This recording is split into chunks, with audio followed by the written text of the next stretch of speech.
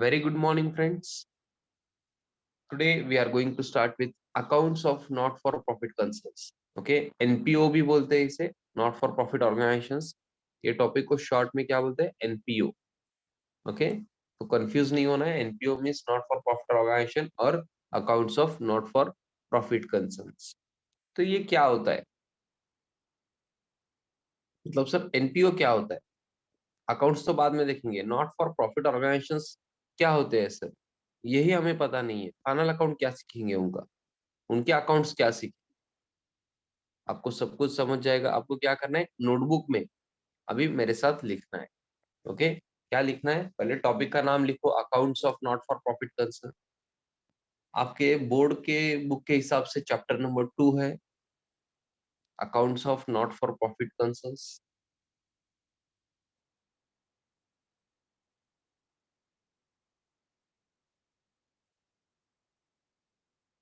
Yes, अच्छे से title लिखो, chapter name, accounts of not for profit concerns. मैं जितना बोल रहा हूँ उतना ही लिखना है. यस, हाँ, अभी ये लिखना है. आप, मैं एक्सप्लेन भी कर रहा हूँ और आपको लिखना भी है. ओके, लिखते लिखते आपको सुनना भी है. ज्यादा टफ नहीं है, बेसिक नॉलेज आपको पता होना चाहिए, इसलिए मैं लिख के दे रहा हूँ. There are two types of organisations, trading organisations and non trading organisations. Trading organisations means क्या? जो बिजनेसेस, जो ऑर्गेनाइजेशंस प्रॉफिट के लिए काम करते हैं, उनका ऑब्जेक्टिव ही प्रॉफिट मेकिंग है. मतलब जो आप आजू बाजू में आपके बिजनेस देखते हो, अगर आप किसी शॉप पे जा रहे हो, जनरल स्टोर्स पे जा रहे हो, डीमार्ट जा रहे हो, बिग बाजार जा रहे हो, तो ये ऑर्गेनाइजेशंस, ये शॉप्स ऐसे ही फ्री में बांट रहे हैं क्या गुड्स? नहीं ना. उनका ऑब्जेक्टिव क्या है? Profit making. उनको पैसे कमाना है, प्रॉफिट कमाना है. तो उनका मेन ऑब्जेक्ट क्या है? Profit making. So they are called trading organisations. The main object, ये लिखना है आपको, main object of trading organisations is to make profit, is to make the profit.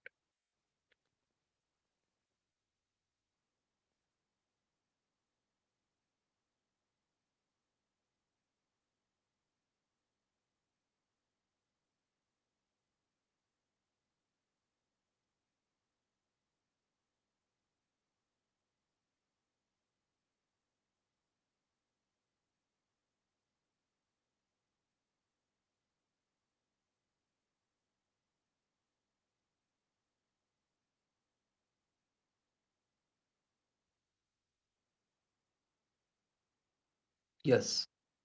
Therefore, they prepare profit and loss account.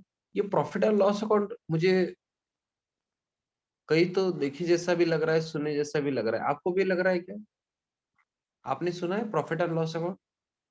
There is something called as profit and loss account. मुझे याद नहीं आ रहा है अच्छे से, बट मैंने सुना है, कहीं तो सुना है. Profit and loss account prepare करते हैं प्रॉफिट फाइंड आउट करने के लिए, ऐसा बोल रहे हैं वो, for finding the net profit. ये कहीं तो सुने जैसा लग रहा है ना. ओहो, फाइनल अकाउंट्स में क्या? ओहो हो. Okay okay okay. Final accounts अपना हुआ है ना टॉपिक? फाइनल अकाउंट हुआ है टॉपिक अपना? हाँ सर, हुआ है ना सर. हमें तो याद नहीं है, बट सर टॉपिक तो हुआ है सर. हमें बिल्कुल भी याद नहीं है सर टॉपिक में क्या है, बट फिर भी हमें इतना पता है कि sir profit and loss account तो उसमें होता है. हाँ, तो ये थे trading organisations. I hope you are writing with me. मतलब ये लिखना है आपको, नोटबुक में लिखना है. अगर और थोड़ा टाइम चाहिए तो मुझे प्लीज चैट बॉक्स में बताइएगा. हाँ, बट थोड़ा फास्ट लिख रहा है.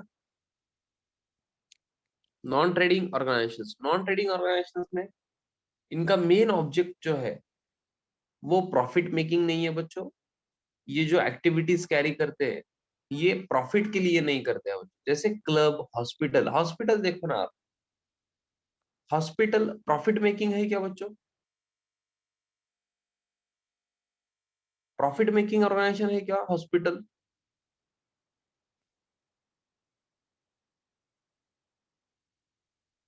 मतलब पैसे कमाने के लिए, प्रॉफिट मेकिंग के लिए हॉस्पिटल बनाते हैं क्या सब लोग, कि मतलब डॉक्टर्स लोग? नहीं ना, this is not for profit organisation. हाँ, अभी आपको लग रहा होगा सर हमारे पास से यहाँ बाजू में ही एक डॉक्टर है, बहुत ज्यादा पैसे लेते हैं सर, वो पैसे कमाने के लिए बैठे हैं सर सिर्फ। हाँ, वो आपको प्रैक्टिकली जो लगता है वो आपको लगता है। Okay, but that doesn't mean कि सब हॉस्पिटल वैसे हैं। Okay, so they are not for profit concerns. Objective profit नहीं है, बट फिर भी प्रॉफिट कमाते हैं, ऐसा एक बच्चा बोल रहा है। ओके, ठीक है। और आपके कॉलेज जो है, कॉलेजेस मुझे बताओ, ये प्रॉफिट मेकिंग ऑर्गेनाइजेशन है कि आपका कॉलेज? आपको क्या लगता है, आपका कॉलेज प्रॉफिट मेकिंग ऑर्गेनाइजेशन है या नहीं?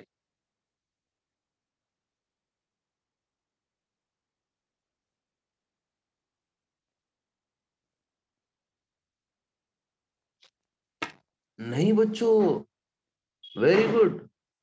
College is not profit making organisation.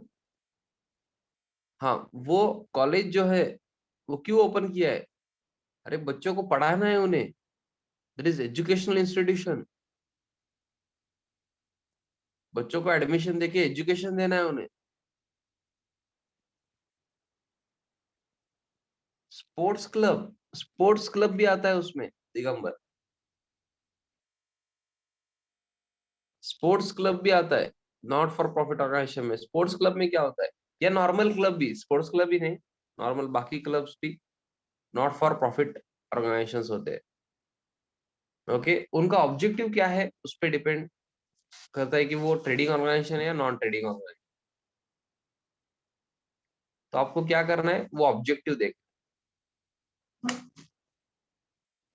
Voice थोड़ा सा लो आ रहा है, मैं तो इतना चिल्ला रहा हूँ ना। मैं ऑडिबल ना हूँ? क्लियर हूँ क्या?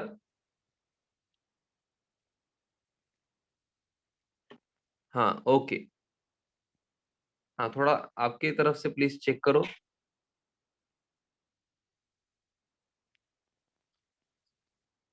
यस, तो आपको बेसिक डिफरेंस आई होप समझ गया है। आपको लिखना है, हाँ, मैं इसलिए वेट कर रहा हूँ।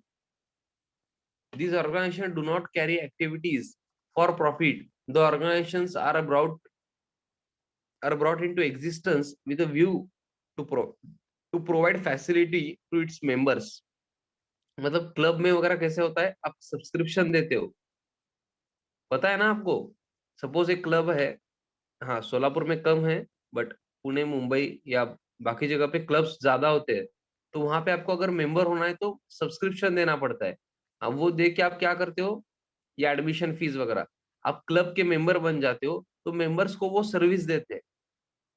सर क्या सर्विस देते हैं, जैसे कुछ क्लब में ना बैडमिंटन, क्रिकेट, टेनिस ऐसे गेम्स अलाउ करते हैं खेलने के लिए, स्विमिंग पूल होता है, ऐसे उनको सर्विसेज अलाउ करते हैं। रेस्टोरेंट होते हैं क्लब में, वो सब सर्विसेज मेंबर्स को वो क्या करते हैं, प्रोवाइड करते हैं। ओके, हाँ, दिस ऑर्गेनाइजेशंस प्रिपेयर, प्रिपेयर चाहिए, प्रिपेयर्ड नहीं, prepare following statements at the end of the year. जैसे ट्रेडिंग ऑर्गेनाइजेशंस क्या करते हैं, trading account, profit and loss account and balance sheet, ऐसा कुछ तो प्रिपेयर करते हैं। आपको पता है ना, फाइनल अकाउंट हुआ है, trading account, profit and loss account and balance sheet. Sir याद मत करो सर, फाइनल अकाउंट कुछ भी याद नहीं है, नाम ही याद है सर सिर्फ, फाइनल अकाउंट, बाकी कुछ क्या करते थे कुछ याद नहीं है सर। तो मैं कुछ नहीं कर सकता हूँ, आपको रिवाइज करना है। हाँ, तो वैसा हम ये टॉपिक में क्या प्रिपेयर करेंगे, receipt and payment account, income and expenditure account and balance. हाँ, receipt and payment account and income and expenditure account तो आप फर्स्ट टाइम सुन रहे हो। हाँ, वो छोड़ दो, बैलेंस शीट आपको पता है क्या?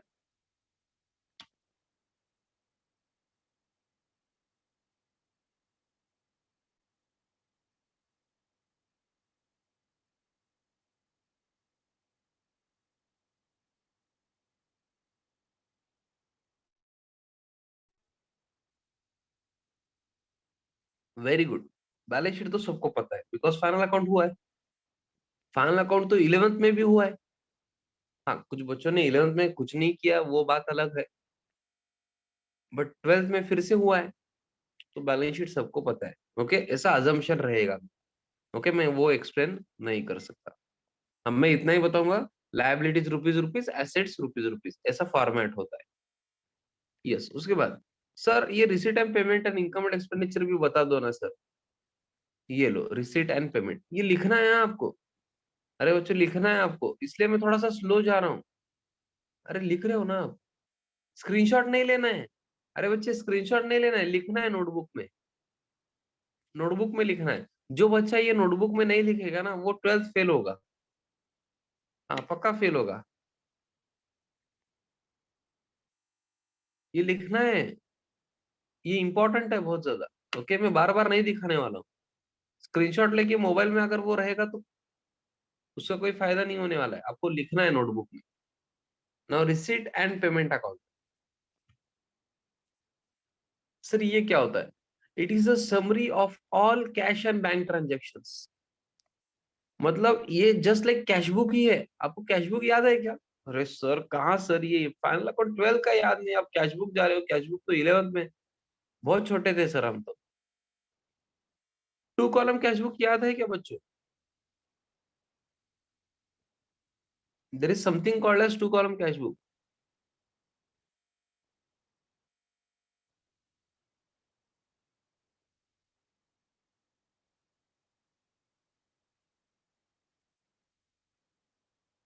हाँ, तब आप क्या प्रिपेयर करते थे? दो कॉलम करते थे, कैश और बैंक के लिए। सर फिर रिसीट एंड पेमेंट अकाउंट वैसा ही है क्या? नहीं बच्चों, कैशबुक नहीं है। Just like similar to cashbook है, मतलब ट्रांजेक्शन सेम होंगे, बट प्रेजेंटेशन अकाउंट का होगा। ओके। सर ये कैसा होगा फिर? दो कॉलम होंगे क्या, कैश के लिए अलग, बैंक के लिए अलग? वैसा नहीं है बच्चों। ओके। प्रेजेंटेशन भी हम बाद में देखेंगे, डू नॉट वरी। बट इतना याद रखो कि just like cash book, cash and bank transaction receipt and payment में आते हैं। Receipts and payment account is a real account in nature. Okay, personal, real, nominal. आपको ट्रेडिशनल अप्रोच पता है। पर्सनल, रियल, नॉमिनल में receipt and payment account is real account. आपको explain करते time लिखने में थोड़ा सा तकलीफ हो रही है तो वेट करो थोड़ा। मैं एक्सप्लेन करने के बाद लिख लो, कोई प्रॉब्लम नहीं, मैं वेट करूंगा ना, डू नॉट वरी। ओके, मैं एक्सप्लेन कर रहा हूँ अभी रिसीट एंड पेमेंट अकाउंट। मैं बाद में टाइम दूंगा आपको, विद इन 2 मिनट्स आप तब लिख लो, कोई प्रॉब्लम नहीं है, एक्सप्लेनेशन पे ध्यान दो आप। हाँ, तो रिसीट एंड पेमेंट अकाउंट में क्या आ रहा है बच्चों? सब कैश एंड बैंक ट्रांजेक्शन आ रहे हैं। और नाम से ही आपको समझ रहा होगा, रिसीट है मतलब अगर पैसे आ रहे हैं तो रिसीट, और आप पैसे दे रहे हो तो पेमेंट है। आप पैसे कैसे दे सकते हो? एक तो कैश या चेक, इसलिए कैश एंड बैंक ट्रांजेक्शन्स दोनों आ रहे हैं। ये तो कॉमन सेंस है। और वो क्या बोल रहे हैं? Receipt and payment account is real account in nature. Okay. Sir ये क्यों बता रहे हो? बिकॉज ये क्वेश्चन आता है बच्चों, एक मार्क फिक्स होता है आपका। Receipt and payment account just like cash account जैसे रियल अकाउंट है, वैसे receipt and payment account is real account in nature. Okay. It starts with, बाद में लिखो आप, मैं एक्सप्लेन कर रहा हूं अभी। It starts with opening cash and bank balance and ends with closing cash and bank balance. ये बताने की जरूरत है क्या? पहले opening cash and bank balance आएगा ना, एंड एंड में तो closing cash and bank balance आएगा ही ना। एक्चुअली ये बताने की जरूरत नहीं थी, फिर भी उन्होंने बता दिया है। अभी लिख लो, रिसीट एंड पेमेंट अकाउंट लिखो, वीक वीक। और जिनका होता है ना लिख के कंप्लीट, वो आगे जाना है आपको। Okay, do not wait.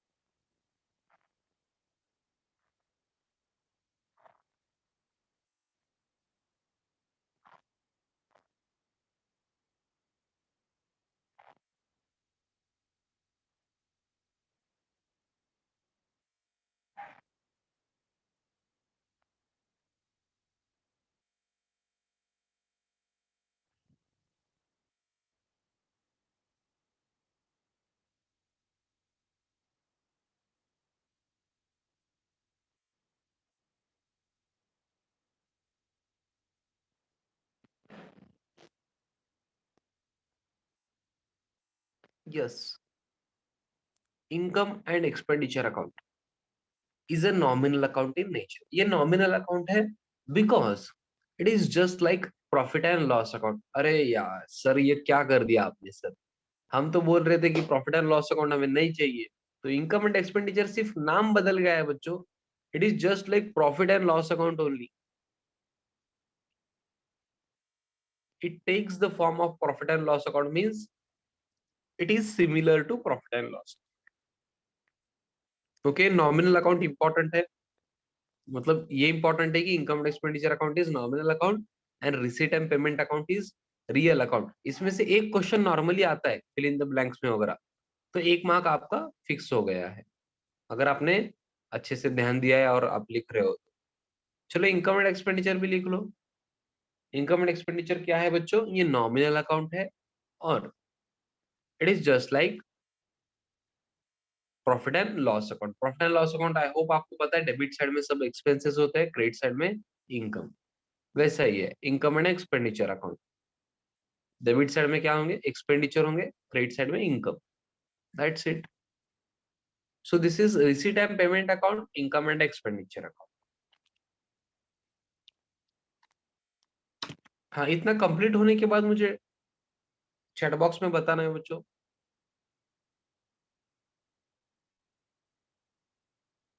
Done बोल दो जल्दी से अगर हुआ है तो। Great great great, very good Ayesha, Netra, बहुत फास्ट लिख रहे हो आप, very good. Tanvi, Shravani, very good, fantastic. Bhagyashree, very good. Gautami, Rohit, अरे सब बच्चों ने लिख लिया। अरे मुझे ऐसा क्यों लग रहा है कि आप स्क्रीनशॉट ले रहे हो। हाँ सर, आपको ऐसा लग रहा है ना सर, हम आप क्या करेंगे अभी, फोटो निकाल के हम भेजेंगे सर। क्लास के नंबर पे आपको क्या करना है, भेजना है। ओके, आज जितना भी आप लिखोगे ना अभी, सब कुछ आपको क्लास के नंबर पे भेजना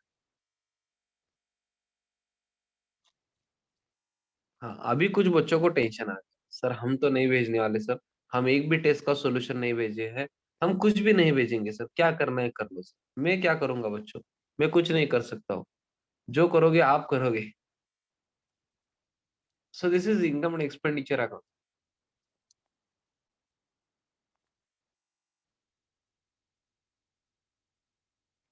अरे कैपिटल एक्सपेंडिचर तक गए आप, अरे रुको ना, कहाँ एक्सप्लेनेशन सुन रहे हो या नहीं। मैं स्लो ले रहा हूँ क्या, बहुत बहुत स्लो हो रहा है क्या।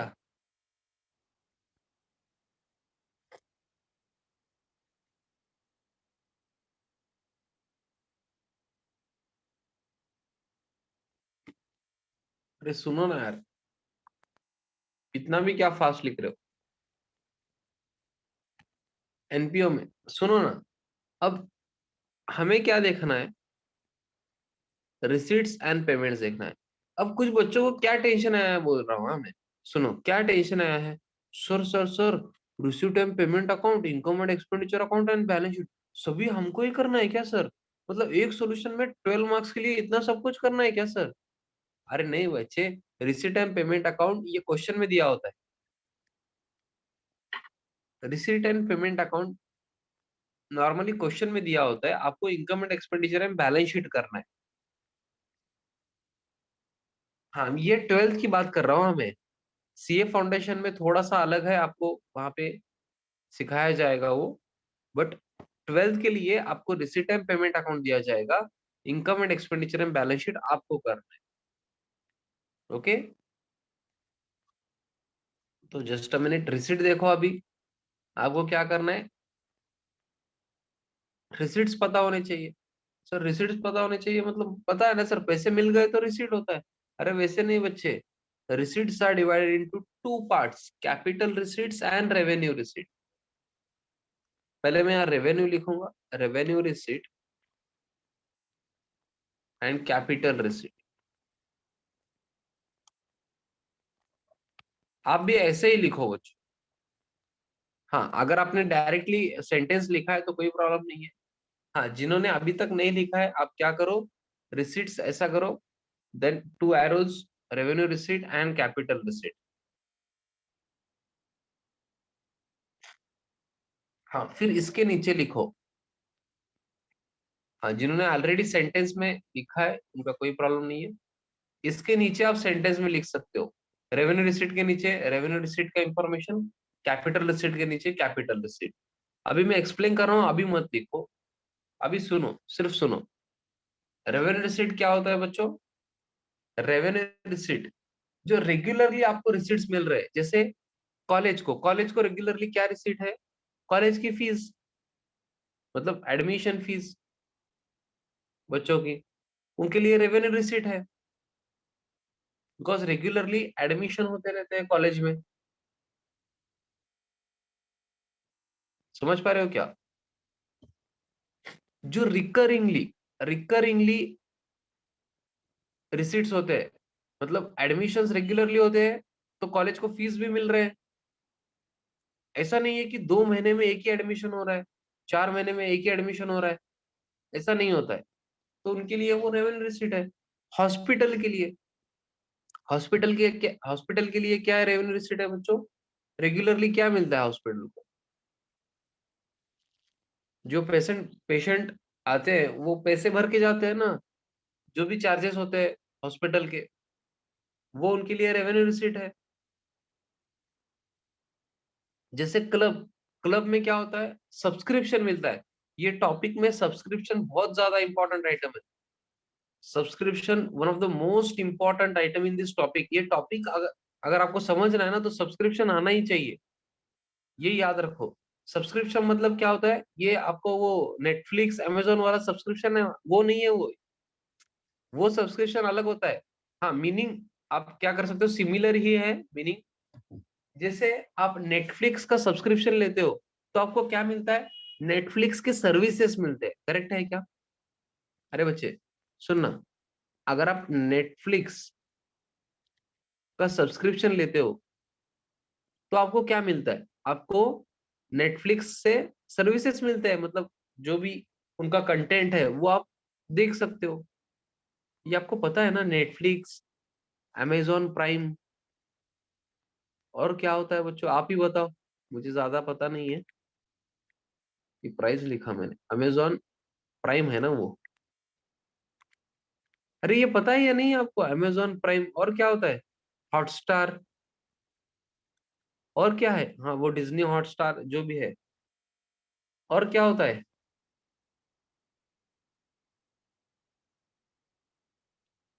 वूट, हाँ वूट भी है। प्राइम वीडियो मतलब अमेजॉन प्राइम ही ना।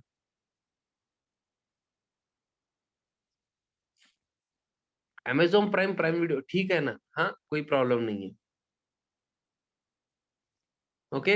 हाँ, तो अगर आप इस इनका ये सब का सब्सक्रिप्शन पे कर रहे हो, 100 rupees per month, 500 rupees per month, या 1000 रुपीज पर ईयर, ऐसा कुछ भी है जो आप पे कर रहे हो सब्सक्रिप्शन, एज अ सब्सक्रिप्शन, तो आपको क्या मिल रहा है?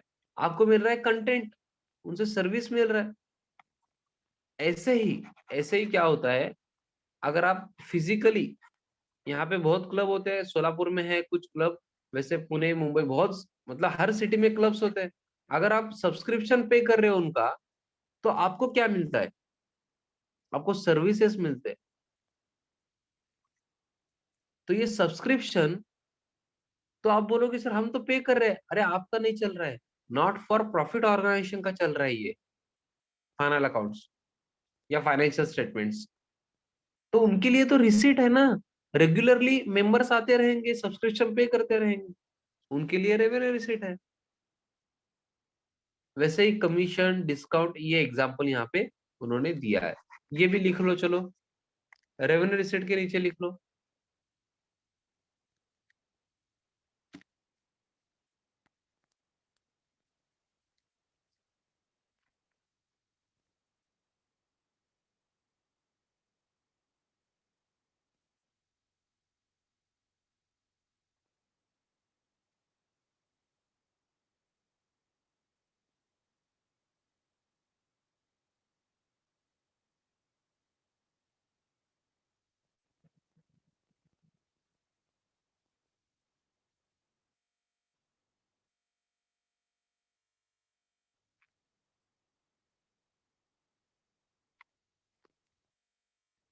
यस, उसके बाद कैपिटल रिसीट।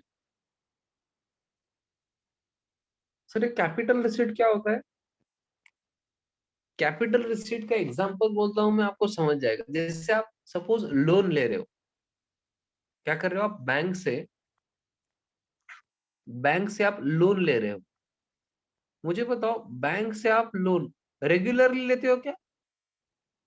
मतलब ऐसे मंथली, क्वार्टरली ऐसे लोन लेते हो क्या बार बार? नहीं ना। हाँ, सो this is not revenue receipt. Receipt तो है। रिसीट क्यों है? बैंक लोन मिल रहा है हमें, पैसे मिल रहे हैं, मतलब रिसीट है। तो रेवेन्यू रिसीट है क्या बच्चों? नहीं है। सर रेवेन्यू रिसीट नहीं है तो capital receipt, that's it sir. इतना इजी है। अरे बट थोड़ा लॉजिकली तो पता होना चाहिए ना आपको। This is not your regular receipt, recurring receipt नहीं है ये आपका। रेगुलरली बैंक लोन नहीं लेते हो आप। So this is capital receipt. ऐसे ही और क्या होता है? Sale of asset. जब भी आप एसेट सेल करते हो, फिक्स एसेट वगैरह, तो आपको पैसे मिलते हैं। मशीनरी या फर्नीचर या मोटर बाइक, कार आप सेल करते हो तो आपको पैसे मिलते हैं। हाँ, तो कार, फर्नीचर, मशीनरी आप रोज सेल करते हो क्या? नहीं सर, रोज तो नहीं होता है। तो ये भी कैपिटल रिसीट। समझ पा रहे हो? ओके। जैसे जैसे एग्जांपल आएंगे आपको समझ जाए। This is capital receipt. आप कैपिटल रिसीट के नीचे ये लिखना है आपको। Any amount received by way of loans, sale of assets and additional capital are called capital receipts.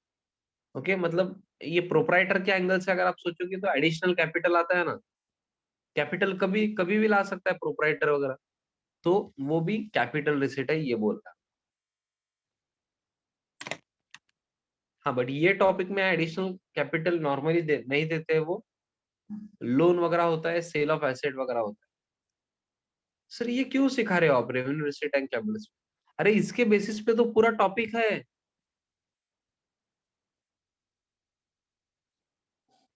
आज जो भी बच्चा अपसेंट है ना, उसको कुछ भी नहीं समझेगा, ये टॉपिक ही गया उसका।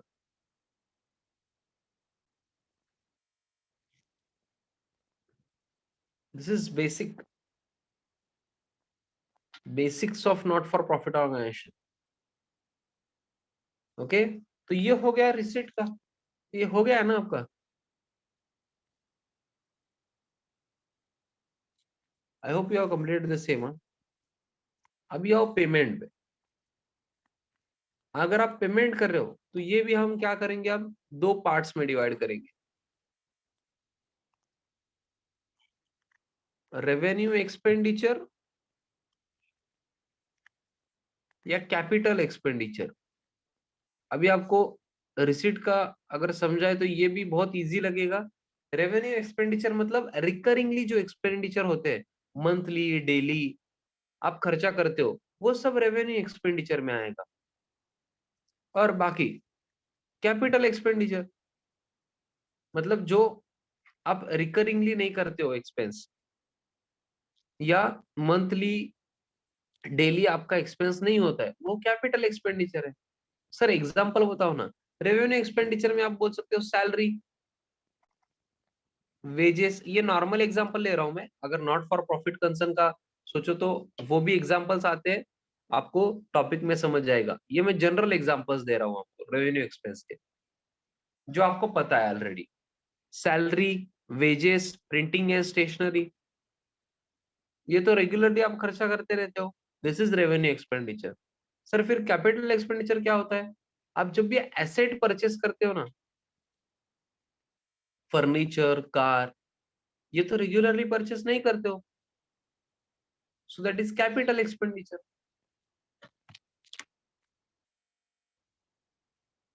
As simple as that. इसमें कुछ टफ है क्या? नहीं है। सिर्फ आपको क्या करना है, लिखना है। लिखो कैपिटल एंड रेवेन्यू एक्सपेंडिचर, दोनों पॉइंट्स आप लिख लो।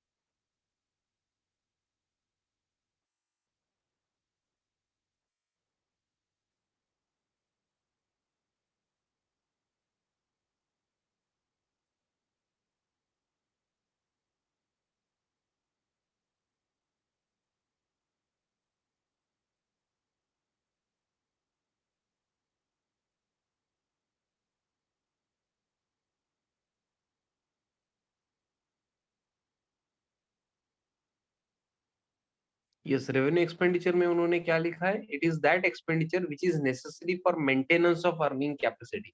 ये थोड़ा सा हेवी लैंग्वेज है, फिर भी लिख दो, आपको मीनिंग समझना चाहिए। Recurring expenditure, revenue expenditure means recurring expenditure, जो आप मंथली डेली ऐसा करते हो, rent, salary, printing and stationery etcetera. हाँ, erection of machinery means installation of machinery. I hope 11th का डिप्रिसिएशन टॉपिक आपको याद है।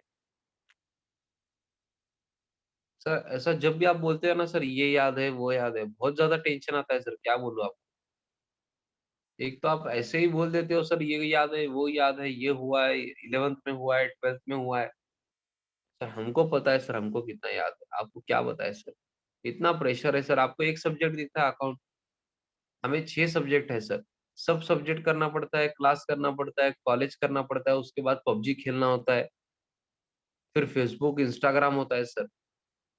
इस सब में से टाइम निकाल के एक तो हम थोड़ा बहुत होमवर्क कर देते हैं, फिर भी आप पूछते हो 2-3 महीने पहले का सर। कैसे याद रहेगा सर, इतना सब कैसे सह पाएंगे आप, कितना टॉर्चर करते हो सर आप।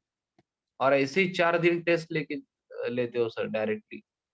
4-4 दिन 4-4 टेस्ट कौन लेता है सर ऐसे। थोड़ा कम प्रेशर डालो सर। अरे हुआ है क्या नहीं ये, रेवेन्यू एंड कैपिटल एक्सपेंडिचर कितना स्लो लिख रहे हो, क्या कर रहे हो, सो रहे हो क्या।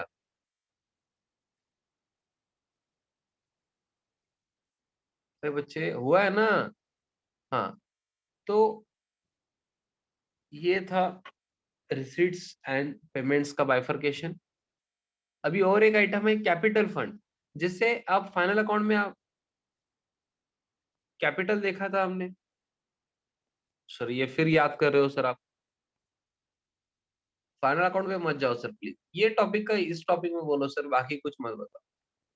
जैसे प्रोपराइटर के लिए, पार्टनरशिप फर्म के लिए कैपिटल होता है, वैसे ही नॉट फॉर प्रॉफिट ऑर्गेनाइजेशन में कैपिटल फंड होता है। दैट्स इट, बाकी कुछ भी डिफरेंस नहीं। वहां कैपिटल बोलते हैं, यहाँ पे कैपिटल फंड बोलते हैं। ओके, बिकॉज सिर्फ एक प्रोपराइटर का या 2 पार्टनर्स के लिए कैपिटल नहीं है ये। ओके, बहुत सारे मेंबर्स मिलके कैपिटल फंड क्रिएट करते हैं। Okay, yes, so this is capital fund. It means excess of assets over liabilities. ये लिख लो बच्चों आप, मतलब एसेट्स माइनस लायबिलिटीज अगर आप करोगे तो कैपिटल फंड मिल जाएगा, ऐसे बोलना है। हाँ, यहाँ पे फुल स्टॉप है डिडक्टेड के बाद। सरप्लस, यहाँ पे हम प्रॉफिट नहीं बोलते हैं बच्चों, ये भी लिख लो आप। प्रॉफिट के लिए हम यहाँ बोलेंगे सरप्लस। और ये डेफिसिट क्या होता है सर, लॉस के लिए हम यहाँ वर्ड यूज करते हैं डेफिसिट। ये टॉपिक में हम प्रॉफिट नहीं बोलेंगे, सरप्लस बोलेंगे, because this is not profit making organisation ना। तो अगर पैसे बच रहे हैं, अगर कोई प्रॉफिट हुआ है तो प्रॉफिट नहीं बोलना है, सरप्लस बोलना है। अगर लॉस हुआ है तो लॉस नहीं बोलना है, डेफिसिट बोलना है। ओके, ये डिडक्टेड के बाद यहाँ फुल स्टॉप कर दो। यहाँ फुल स्टॉप है, यहाँ। हाँ, ये फॉर से next sentence, for finding the capital fund opening balance sheet is prepared. हाँ, ये अभी नहीं समझेगा आपको, अभी लिखना है सिर्फ आपको कैपिटल फंड।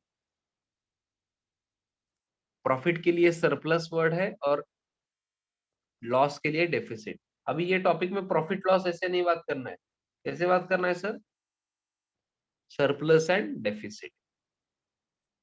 अभी के लिए क्या याद रखना है, वहां जो कैपिटल था यहाँ कैपिटल फंड है, दैट्स इट, बाकी कुछ भी नहीं है।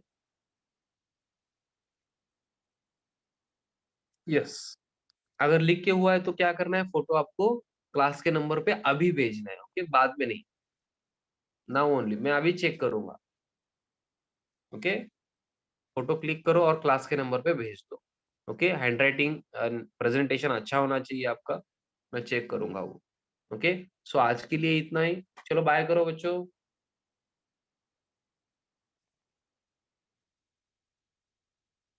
हाँ, आप लिख रहे होगे तो ठीक है, कोई प्रॉब्लम नहीं है, मैं ही बाय कर देता हूँ। Bye bye and thank you.